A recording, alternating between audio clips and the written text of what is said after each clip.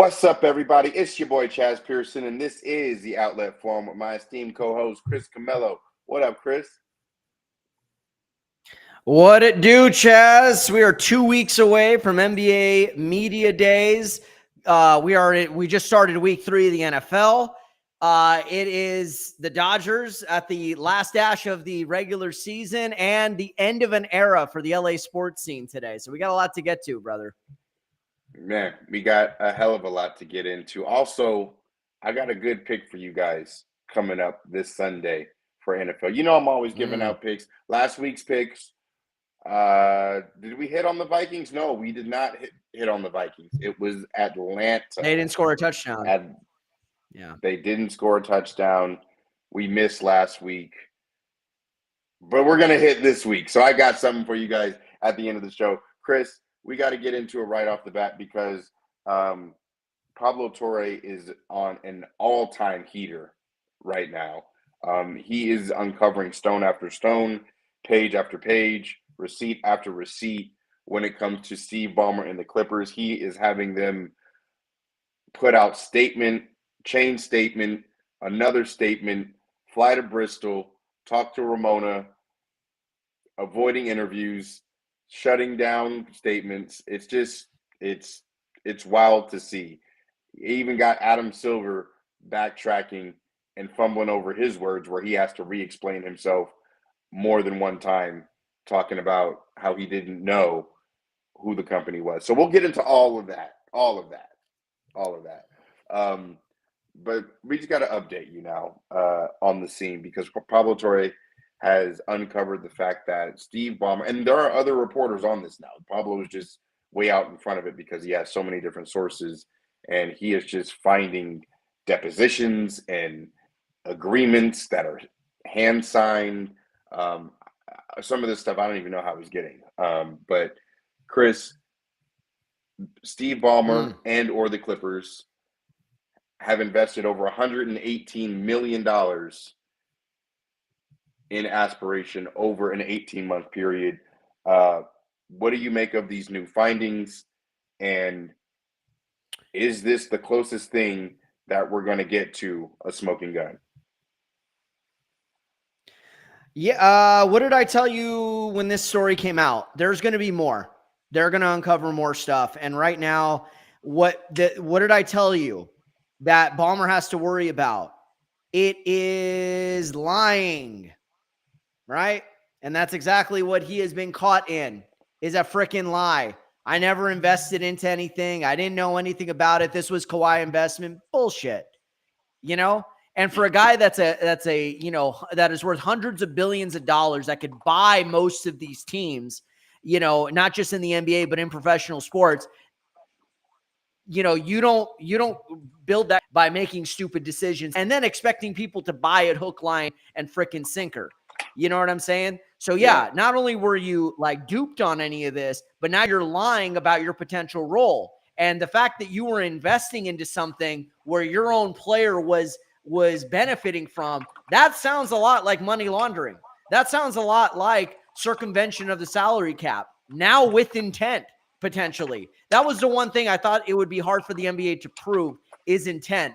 But I think now where there's smoke, there's fire, and they're going to come down, I think, on Steve Ballmer. Like, the more this thing is starting to grow legs, Chaz, it ain't looking good for Ballmer and the Clippers. And I don't know if you want to divert to the Kawhi Leonard business and everything like that, because now he is starting to really look bad. Baxter Holmes wrote a hell of a hit piece on him. I mean, I don't know if it was. And Baxter's done that. He's done that with the Lakers. He's done that with the Suns. He has well-placed sources. And whether you like him or hate him or whatever, the fact is the guy is telling a story based on what people have told him, their recollection of how things have happened, with the whole Suns organization under Robert Sarver and the mess that was. And it, with all of the harassment and racism and sexism that occurred in the workplace in Phoenix.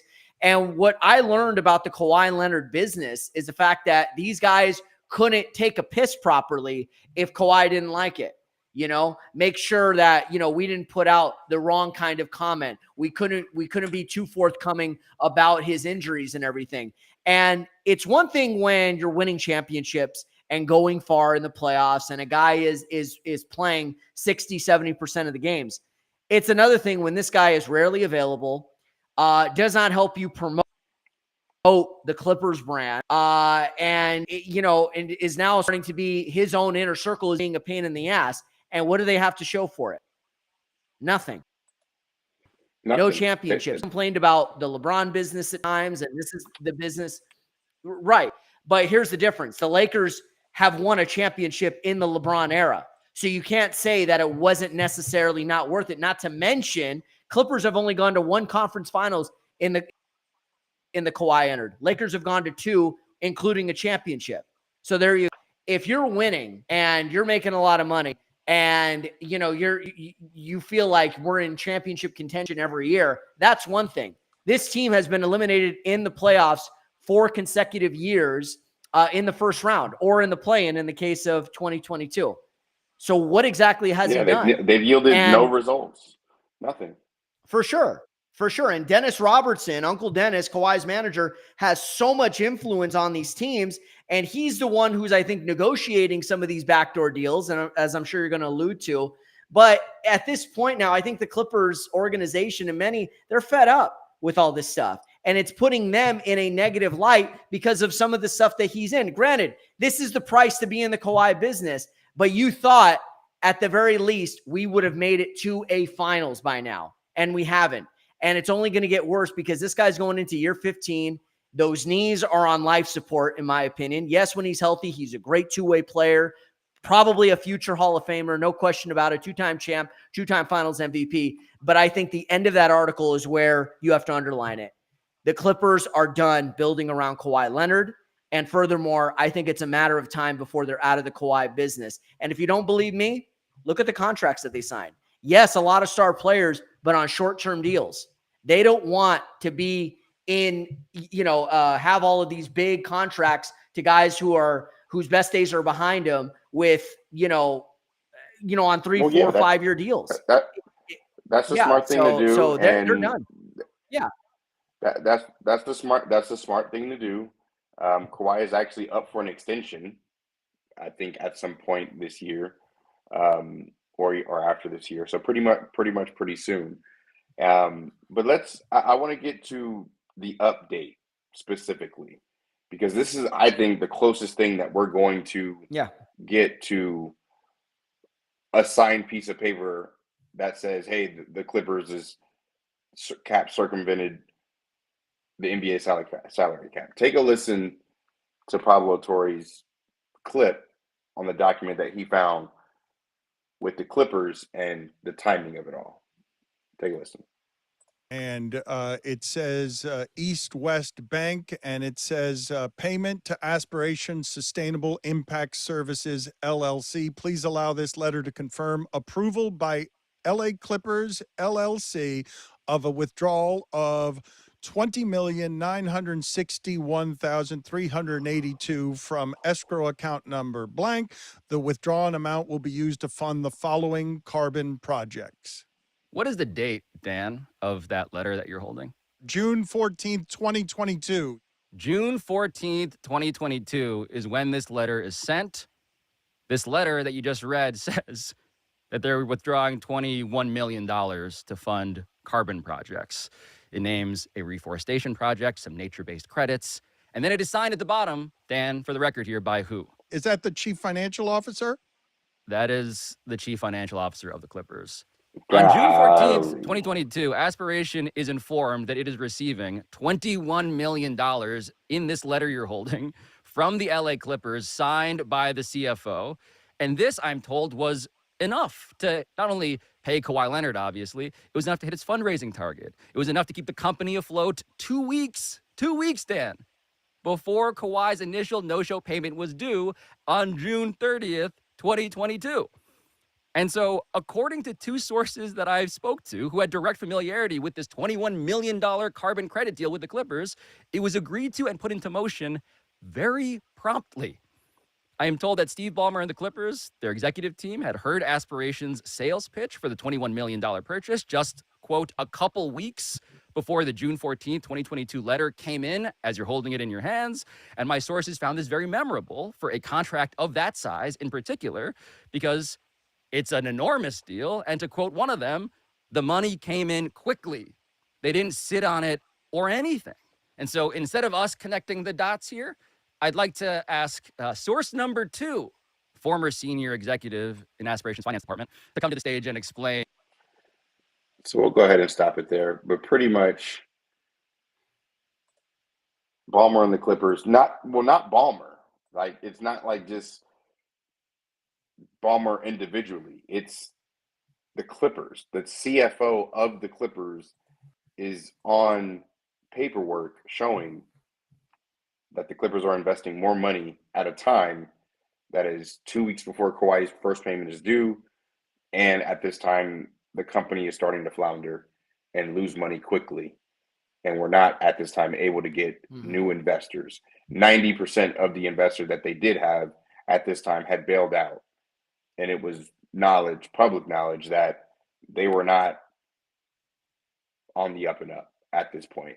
Maybe in 21, maybe in early 21, but by this time in mid 22, they were already starting to flounder. So that's the crazy part about this, and why it's pretty obvious that it's cap circumvention at this point.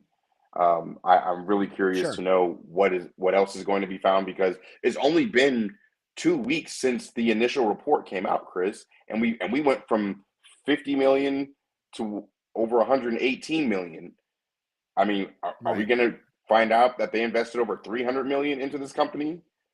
I mean, yeah, I mean, and like, where was the return on this? And this, I mean, look, I was always thought that the sponsorship pays the team. The fact that you have, and I could be wrong on how this system works. I mean, we see the sponsorships on the court. We see it throughout. We see, I remember there used to be a McDonald's inside of Staples Center back when that was a big time sponsor. Now they got rid of that. And I always thought McDonald's had to pay for that lease. So the team or the arena or whoever owns such property, they're getting that. What is so bizarre to me is the fact that you have a Clippers owner funding a team-sponsored company. That doesn't make any sense to me. And Kawhi Leonard is a recipient of that.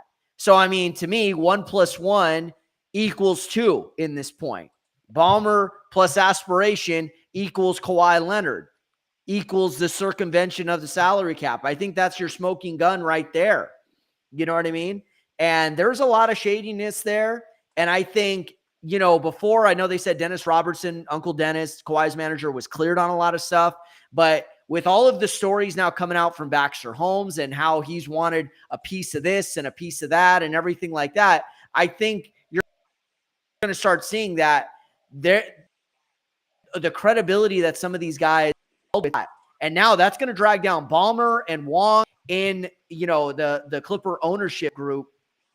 And there could definitely be some punishment at this point, because this thing, like I said, continues to grow legs.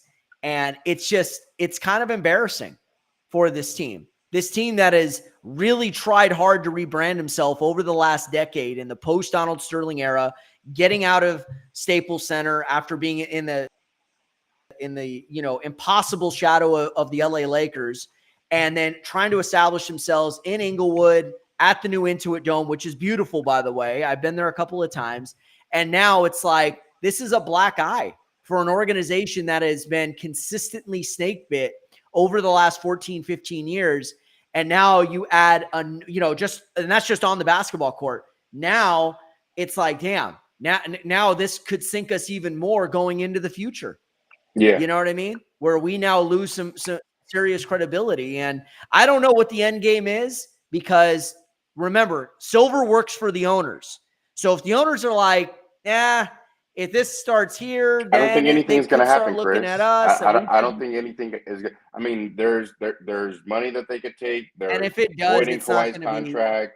There's, that which might be a favor for the Clippers. They're suspending Ballmer. There's fining him.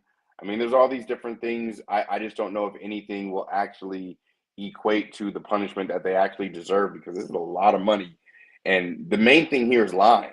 Like, the main thing here, I said that last week. I agree. Is lying. But here's the most interesting part. Adam Silver got caught backtracking, and it sounded from what he said that he knew a little bit more than he is letting on in this initial press conference. Take a listen. It was news to me. I'd frankly never heard of the company Aspiration before, and I'd never heard a whiff of anything around an endorsement deal with Kawhi or anything around engagement with the Los Angeles Clippers. So it was all new to me. I heard it. I saw some of the follow-up information. So I obtained another document. So here's the document that he obtained, Dan, which is, I believe, in front of you. It's a copy of Aspiration's $300 million founding sponsorship agreement, which was scheduled, by the way, to give Aspiration the Clippers jersey patch in July 2023.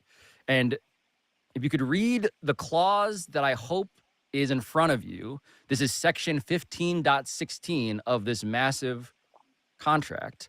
It says what? Section 15.16a, this is NBA rules and regulations, special remedy for adverse change in NBA rules and regulations. This agreement and all of sponsors' rights and the team parties' obligations herein are subject to NBA rules and regulations. This agreement and any amendment hereto must be submitted prior to its execution for NBA's approval and shall not be effective or enforceable until it is expressly approved by the NBA. Here, it began with Pablo and his podcast. This was not something that was on our radar to even be thinking about. I think what's hard for people to understand in all this, and, Ballmer has said, basically, I was hoodwinked. It was a fraudulent company, and this company, had executives that have been prosecuted, and it went bankrupt. He has said that. You have said you hadn't heard of Aspiration before, but a $300 million deal with the team, the team was going to be like a jersey patch sponsor. They had Aspiration on the back of the courtside seats. I think Pablo... Just to be clear, I'm not sure if I said if I said I never heard of it, I meant in the context of no, the you accusations clearly said here. I mean, I certainly was aware of the brand, but I didn't know anything about Got it, yes, because I think just earlier today, Pablo tweeted, he said that because it was a $300 million deal, it was a founding sponsorship agreement. And those, as I would expect, have to be approved at the league level. Yes, there's a league approval process, but it doesn't go deep into, interviewing executives for every deal that comes through the league office. Does it need to? Well, I think that's a fair question, and maybe at a certain... So, Chris, I know we're spending a lot of time on this, and we got to move on, but Adam Silver backtracking, you clearly said... Well, it's a big story. Yeah, and now he's talking about, I just didn't know this part, not this part. It's just, you can only claim to not know for so much for so long. And the theory that I have about this is that the NBA is going to help out Steve Ballmer in this situation, so that way they don't have to come down on him so hard. Because this sounds like Adam Silver is defending him in some facets, really defending himself in the NBA to kind of distance themselves from knowing. But there's no way for you not to know, because, like Pablo just pointed out, you had to know because a deal that big, a sponsorship deal that big, has to go through NBA approval. So you knew at some level. If you didn't personally know, somebody in the league office knew, and this should have stunk to the highest levels, but it didn't. The crazy part is that so many smart people, or people that have claimed to be so smart, got duped for so much money in this situation. So yeah, I'll leave it. I'll leave it right there myself. But go ahead. Yeah, no, I mean, there was this movie, The Incredible Burt Wonderstone. And it was Steve Carell and Steve Buscemi. It wasn't a very good movie. Trying to become like they were Vegas magicians, almost like a Siegfried and Roy. And Jim Carrey's in it, and he plays kind of like a David Blaine Chris Angel kind of character. And I remember they're in a bar, and Alan Arkin is there, and he was an older magician that a lot of these young magicians looked up to, but Jim Carrey had never heard of him. So anyways, Steve Carell says, we owe this man everything, and you don't know who he is. And Jim Carrey says, I didn't say I didn't know who he is. I said I never heard of him. So that kind of this Adam Silver spot on the interview kind of reminded me of that a little bit. Like, I didn't say I didn't know who they was. I said never heard of it. It's different. So yeah, I don't know what kind of punishment that'll actually stick. It depends on what other pressure these teams apply on Silver. Like, you got to make an example of, because there are going to be smaller markets out there who are like, wait a minute, we're already struggling as it is to compete with some of these bigger market teams. And now these guys are paying a player more through a money laundering, money filtration system in the form of a team sponsor. I'm just saying. I don't think it's small markets, but I think everybody should be pissed off by this because of just the brazen way that it was done. Like you really think that we were born yesterday? Right, exactly. And Kawhi's been super silent on everything, which is, the guy barely talks anyway.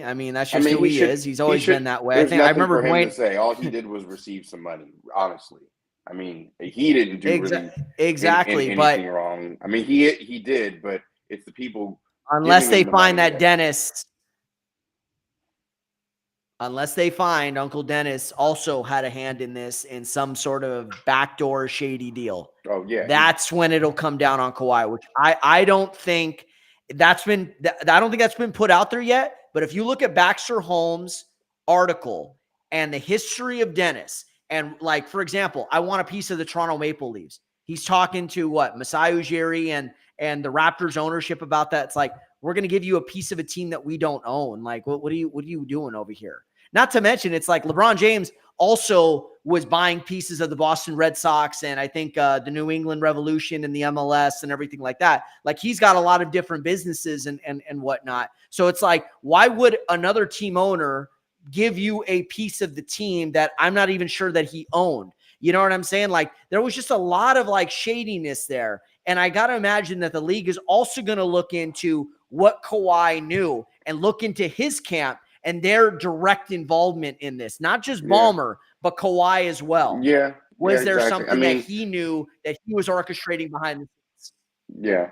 Well, all we can say really is stay tuned, because every single week for the last 3 shows, there's been new information for us to report on this or to touch on, not report, but to react to and give our opinions about and expound on. So, man, it's just the heater continues for Pablo Torre and got Adam Silver backtracking. But let's switch gears really quick and get into these Dodgers, who at the moment aren't looking too shabby, because they are currently up 2-0 in the bottom of the 6th over the San Francisco Giants, which is the day before Kershaw's last regular season home start.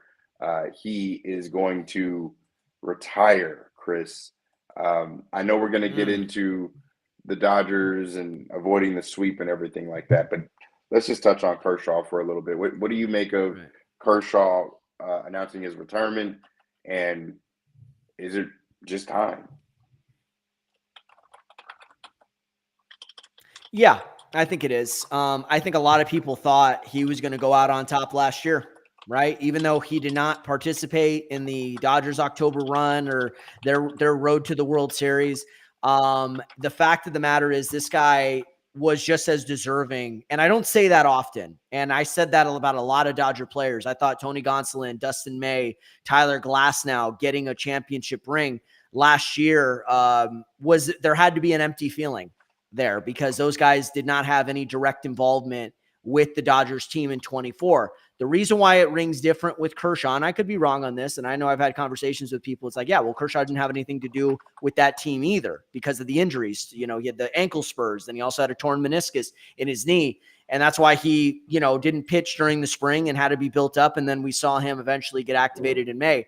The fact is, though, this guy has been the face of this organization for 18 years, or for the better part of 18 years, I should say. 3-time Cy Young Award winner, 11-time All-Star, an MVP. He threw a no-hitter. He's got 3,000 strikeouts under his belt. I mean, he's one of the greatest pitchers of all time. And, you consider that baseball's been around for nearly 200 years, Chaez. That's saying something right there. When you're etching your name next to guys like Sandy Koufax, like Walter Johnson, like Randy Johnson, like Pedro Martinez, like Tom Glavine, Greg Maddux, John Smoltz, Andy Pettit, Roger Clemens. I know Clemens is not in the Hall of Fame, but he definitely had a Hall of Fame caliber career. That's a story for another day.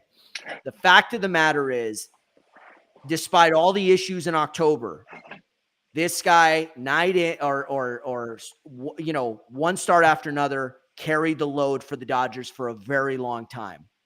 And, consistently delivered. And we've been spoiled here in LA in general. And when we talk about LA, what do we think? Magic, Kobe, Kareem, Fernando Valenzuela, Oral, all these great guys. You better add Clayton Kershaw to that fucking list, dude. Yeah, absolutely. Because this dude in a very competitive era was nails. And we may never see another horse ace like that, like we've seen with him, with Max Scherzer, with Justin Verlander, Adam Wainwright, who retired a couple years ago. He just retired from the St. Louis Cardinals, and he did it all with one team that makes it special. One more thing I want to point out. There was a part of me that thought this was the last run, and I think the reason why he wanted to come back this year was that he could be healthy for October, something he hasn't experienced in the last couple of postseasons. So he wanted to be a part of another World Series championship and actually put his fingerprints on this one, similar to what he did in 2020. So congrats, Kirsch. Job well done. And as a Dodger fan, thank you for everything. Thank you. U4 Muskrats. 4.5 Muskrats. Ellen sent me this thing today, and I'm going to read it because I get to do whatever I want. You guys are here, so deal with it. And it won't take long. I'm almost done, I promise. But she was just kind of, Ellen's way to process things is to kind of read through things. And this was from her vantage point. She calls it her, what do you call it, your perch up on top. And this is what she said. This is how she views our last 18 years here. From my perch, I have been uncomfortably pregnant, nursed newborns, rocked them to sleep to the roar of the 7th inning stretch. To get their last nap in, feed them baby food pouches, teething crackers, changing blowout diapers, been frazzled with toddlers, tantrums and meltdowns, chased them through the concourses, a Mary Poppins bag full of tricks and games to keep them occupied, and ironically teaching them the ins and outs of baseball. Explaining all the numbers on the scoreboard and the concession line, the ballpark food. She's been there. She's cried over some really hard losses and some really incredible milestones. And she's watched our kids fall in love with the game, with the players, and watching me pitch. Singing "Take Me Out to the Ball Game," chasing beach balls, ducking from fly balls, spilling food and popcorn all over the fans below them. And she's done it thousands of times, thousands of bathroom runs, all in the stadium. And the workers and ushers are their best friends now. So I just thought that was an amazing way to sum up her life from the stands and just what she's seen through it all. So thanks, babe. It's amazing. Ellen, you. Man, I know we're getting a little sentimental here, man, but I just had to play that because Kershaw is just one of a kind. And the fact that he took that moment to honor his wife and her perspective in all this just speaks to not only the player that he is, but the person that he is as well. So gonna miss Kershaw, and hopefully we can win it for him. And that makes Chaez, that championship that he got, the 2 that he has now, even that much more special. Go ahead. Last thing on Kersh. No, yeah, absolutely. And that's what I was going to say. I know we're going to talk about the team itself and the state of the team because it's been kind of a tough start to the week, with the bullpen struggles continuing and whatnot. And you wonder if this retirement announcement will be a big motivating factor now for this team. We've talked about their lack of focus, lack of motivation. Sometimes this is what happens when you win. You have a full stomach next year, which is why it's hard to repeat, not just in baseball, but in any sport.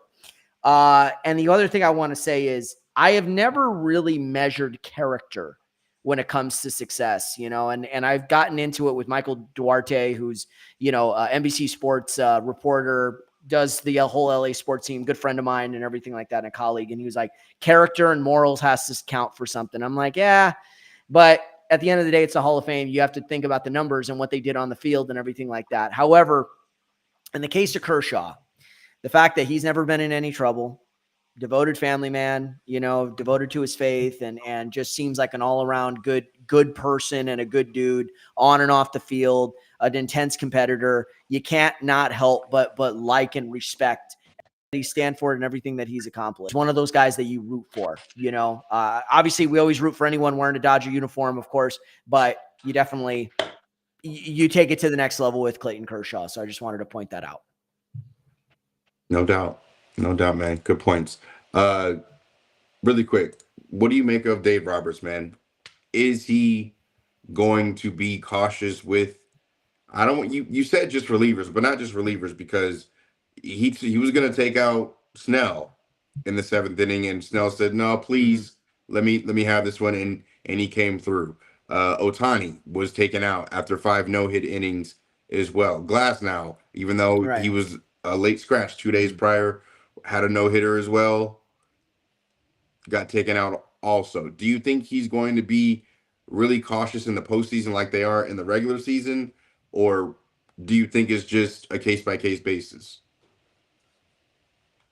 I think it's a case-by-case basis. It's a good question. Obviously, with Ohtani, there's the coming off the injuries.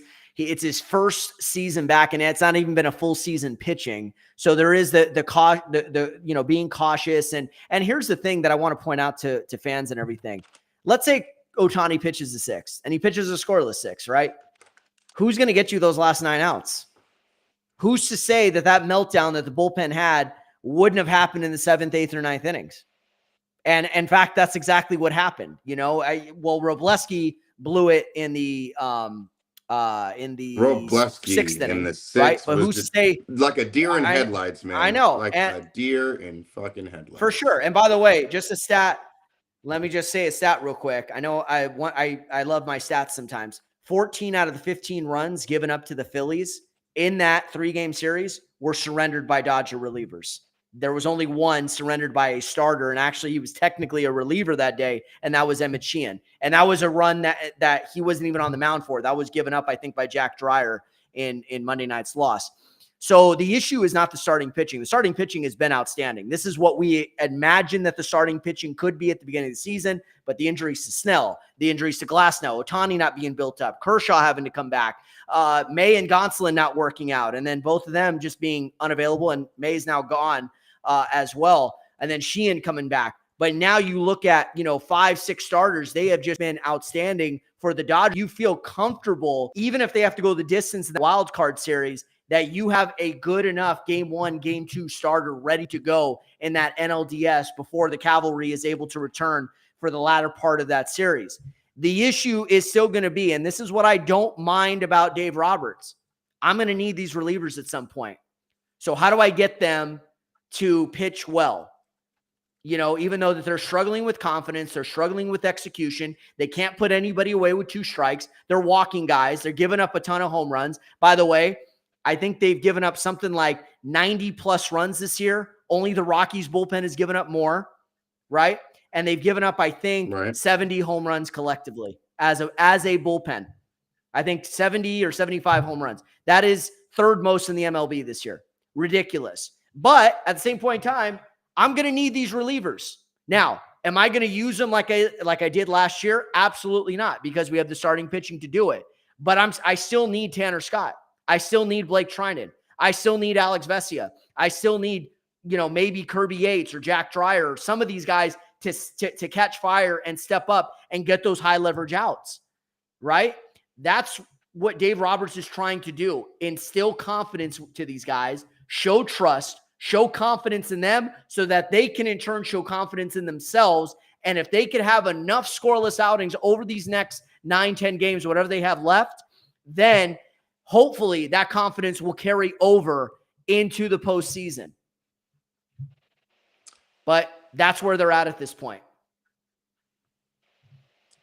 I got Houston and Detroit, and I got the Cubs and Dodgers. I'm just praying that the Dodgers are going to be able to get past the Phillies. All due respect, partner, after all the gems I gave you, that's what you respond with, the matchups. That's what I was, because that's what it comes down to at the end of the day.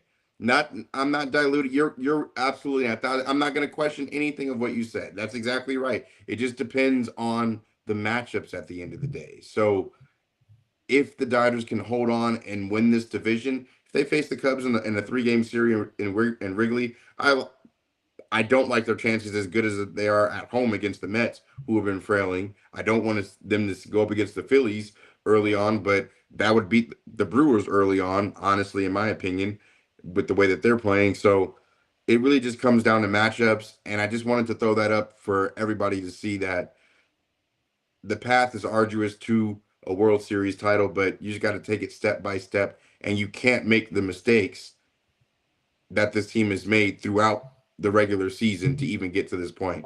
They're not even going to win 100 games this season, Chris. No, they may not even win 90, which is ridiculous. We thought this team was going to win about 105, 106, or at least 100. I mean, last year was at 98, and I thought that was a disappointment, but that was also enough to get the best record in the MLB and a first-round bye. And we know, I mean, these series can turn on a freaking dime. Just looking at the WNBA playoffs, that first round is a best of 3. And the team that had, I believe, the second best record in the Atlanta Dream were just eliminated by the shorthanded Caitlin Clark-less Indiana Fever. So there you go. I know it's not the same sport. I know, people are like, oh, WNBA, like, why even bother? But it goes to show you how volatile a 3-game series can be. Chaz, a 5-game series can be volatile. We saw that last year. The Dodgers were on the ropes, right? They were down 2-1 with a bullpen game, no Freddie Freeman in game 4, hostile environment at Petco Park, and somehow they won that game. They carried that momentum into game 5. Yamamoto pitches a good game. The bullpen was lights out. They shut down the Padres hitting for the last 23, 24 innings of that series, right? And the momentum just turned in a short series. So my point is, whether you're talking the 3-game wild card set or the 5-game NLDS, these are volatile series. And we've seen it not just with the Dodgers, but we saw it last year. The Astros got eliminated at home by the Detroit Tigers. So, I mean, it could just happen like that. So which one? That's the series that Detroit Astros ALCS. Well, that was last year, but yeah, they'll probably, I know. We shall see. My point being is with all of this, hitting, starting pitching, good defense, relief pitching. You can get by with about 2 of those facets being not so good, but if you have 3 of those facets not clicking, you're done. You're done. Of course. And it'll be a quick exit for the Dodgers. And don't sleep on the Mets. Don't sleep on the Cubs. Don't sleep on the Padres, because these teams do have the personnel where they can knock you out. And not to mention, the Dodgers have not fared well against the Mets this year. They haven't fared well against the Cubs this year. And Padres, they did all right against, but they may not face them. Right. So exactly. All right. Moving on to the NFL, week 3. Chris, I'm not even going to hold you. The LA Rams versus the Philadelphia Eagles is the matchup that I'm looking forward to the most. Dallas, Chicago, that one's really big. Denver, LA, that one is very, very big as well for the control of that division, and also good Monday night game too. Good Monday night game. Great Monday night game. But the Rams and the Eagles, that's the game that I am tuned into, because if the Rams win, they're going to be talked about as the contender. You knock off the defending champs, you go 10-0 in your last 10 games against a team that's not the Eagles and then you beat the Eagles, yeah, the Rams are right there. So if they can pull it off, I think they definitely can. I love them in the spread plus 3.5 if you can get them plus 3 everywhere else. But I think that they have a really good shot, especially coming off that loss in the playoffs where they almost had him after that great catch by Puka. What game are you looking forward to the most, man? Yeah, no, that's a good one right there. I figured you would take Rams on that. Some of these matchups, I kind of want to see if the Chargers are the real deal or not. I mean, they've looked really good these first 2 games. It'll be a short week, but it's a home game for them. Hosting the Denver Broncos. Denver, young, dynamic quarterback, well coached with Sean Payton, an aggressive Vance Joseph led defense with a lot of good personnel on that. So I think this would be very telling for the Chargers to go 3-0 against 3 division opponents through the first 3 weeks of the season. I think that would be interesting, to say the least. But I like that Monday night game too. Lions, can they build on that win that they just had against the Chicago Bears after the embarrassment they had against the Packers in week 1 and go into Baltimore? But I think the Ravens are going to handle their business that night. But that's still going to be an intriguing matchup. And we're going to find out if the Lions are, just a kind of a facade, a 1-year wonder, the last couple of seasons, or 2-year wonder, I should say. I mean, look, they're a good team. I like the Detroit Lions. I like Dan Campbell. Goff's done a really nice job there. But I kind of wonder if this will be the setback year, while they kind of get familiar with the new coordinators and everything like that. So it'll be interesting. So that's the matchup I'm looking forward to. And I think the Ravens are going to win and cover. Yeah, that I got the Ravens spread in that one. That's a potential Super Bowl matchup as well. So we'll definitely see. Yeah, I'm gonna get to that pick. I already hedged my pick for this week. The best line to take the points, take the Rams. It's down to 3 at most places, up to 3.5 in some other places. If you had it at 4 when it opened at 4.5, I believe that's a great number to have. I don't like the way that the Eagles have looked in their first 2 games, even though they pulled off solid wins. I love the way that the Rams have looked against the Texans and the Titans, and we'll just see if that defense travels like it did last year, especially in the snow with last year's playoff game. So take the points, take the Rams, and let's see if we can go. We're 1-1 right now in picks on the season, so let's see if we can go 2-1. Chris, what do you make of the pick? For sure. Yeah, no, it's a good one. Do you have any spreads that you want to take? Yeah, that was I just told you it. Ravens, take that one. Take that one for the Monday night. I think they're going to handle their business against the Lions. I think the Lions will keep it close early, and then the Ravens are one of those teams, just like the Rams. They tend to pull away late, and they tend to make the big decisions right there. So I kind of like Ravens. You have it at -3.5. In my Pick'em league, it's at 5.5. So I still think they could win by a full touchdown over the Vikes. So, or I'm sorry, over the Lions. 5.5. Yeah. Why is By the way, I spread, hope these quarterbacks. Why is the spread 2 points off? I don't know, bro. I just live here. Okay. All right. I mean, there are some 4.5. By the way, Dodger bullpen at it again. Cut down on the walks. They have still 7th with Blake Trinan doing his thing. Damn. Well, on that note, we're going to go ahead and get out of here, you guys. We appreciate you guys tapping into the outlet forum every week, every single time. It's always a good time. We'll see you guys. You guys know where to follow us, where to get at us. Chris, anything you want to plug, my man? Just 2 things. 1, Kershaw was not the only legend that announced his retirement today. Longtime LA Kings captain. I know we don't talk hockey on here. Anze Kopitar about to start going to his 20th year. Kershaw made his debut with the Dodgers in 2008.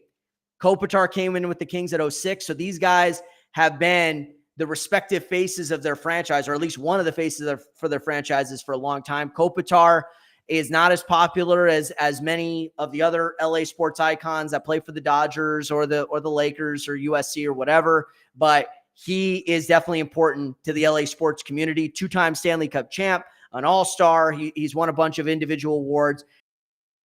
Steady presence as well. So congrats to Kopi for a wonderful career, and also RIP to the great Robert Redford. He was 89.